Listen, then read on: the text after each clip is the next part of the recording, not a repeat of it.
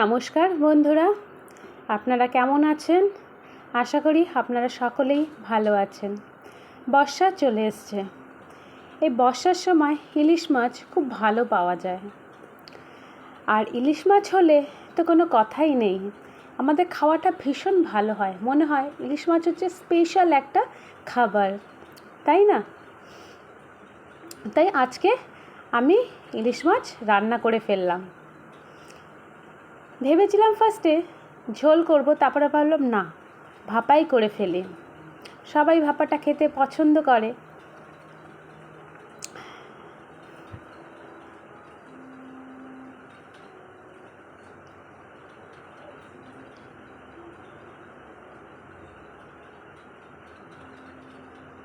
আমার ভিডিও ভালো লাগলে অবশ্যই লাইক, কমেন্ট এবং শেয়ার করে দেবেন।